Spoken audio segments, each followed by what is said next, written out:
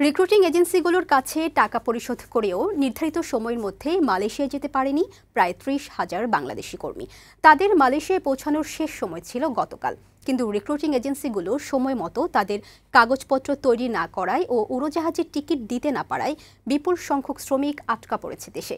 জনশক্তি রপ্তানিকারকদের সংগঠন বায়রার নেতারা বলছেন, ১০০টি রিক্রুটিং এজেন্সির গাফিলতির কারণে এই বিপর্যয়। মাহবুদ আজমির প্রতিবেদন। শুক্রবার মধ্যরাতে মালয়েশিয়ার উদ্দেশ্যে কর্মী বোঝাই শেষ ফ্লাইটটি ঢাকার হজরত শাহজালাল আন্তর্জাতিক বিমানবন্দর ছেড়ে যায়। আর কোনো ফ্লাইট ছাড়ার আশাও নেই। তারপরও মধ্যরাত পর্যন্ত বিমানবন্দরেই অপেক্ষা করেন দূর দূরান্ত থেকে আসা মালয়েশিয়া যেতে ইচ্ছুক শ্রমিকরা। টিকিট তো দূরের কথা ভাই, এজেন্সির মুখই দেখি নাই ভাই। এরকম দুর্নীতি করতেছে, তাহলে আমরা কি করতে পারি? আমরা আত্মহত্যা ছাড়া আমাদের উপায় নেই। মালয়েশিয়ায় কর্মী পাঠানোর অনুমতি রয়েছে বাংলাদেশের ১০০টি রিক্রুটিং এজেন্সির। অভ্যন্তরীণ নানা কারণে মালয়েশিয়া সরকার ৩ মাস আগেই ঘোষণা দিয়েছিল নির্ধারিত সময়ের পর আর বিদেশি শ্রমিক না নেয়ার। কিন্তু এমন ঘোষণার ৩ মাস পরও দেশটিতে নিয়োগ পাওয়া ৩০,০০০ বাংলাদেশি কর্মী যেতে পারল না। আমরা চড়া সুদে টাকা নিয়েছি, আমরা চাচ্ছি সরকার আমাদের ফ্ল্যাটটা করে দিক, আমরা মালয়েশিয়া যে কাজ করে আমাদের পরিবারটা সুস্থ রাখি। এক যদি হেল্প করতে পারে সেটা হলো বাংলাদেশ সরকার। সময় ফুরিয়ে যাওয়ার আগে মালয়েশিয়া যাওয়ার জন্য গত কয়েকদিন ধরে সেদেশগামী শ্রমিকরা তাদের স্বজনসহ ঢাকার বিমানবন্দর ও আশপাশের এলাকায় অবস্থান করছিল। এর ফলে বিশৃঙ্খল পরিস্থিতির সৃষ্টি হয়।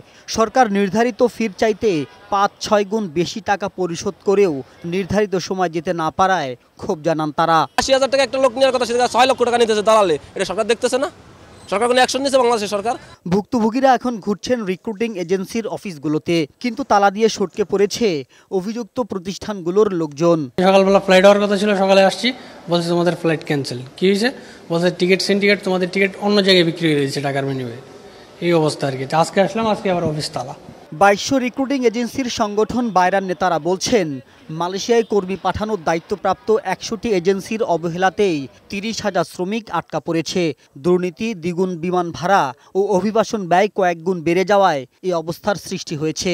সিন্ডিকেটের যেসব অফিসগুলো, তারা কিন্তু শুধুমাত্র তাদের বিএমইটি ক্লিয়ারেন্সের জন্য ৬,০০০ টাকা খরচ হয়, সেখানে তাদেরকে ১,৩০,০০০, ২০,০০০ না দিলে তারা কিন্তু ম্যান পাওয়ার ক্লিয়ারেন্সগুলো করতো না। এই জায়গাটা তো কিন্তু একটা সময় নষ্ট হয়েছে কিন্তু।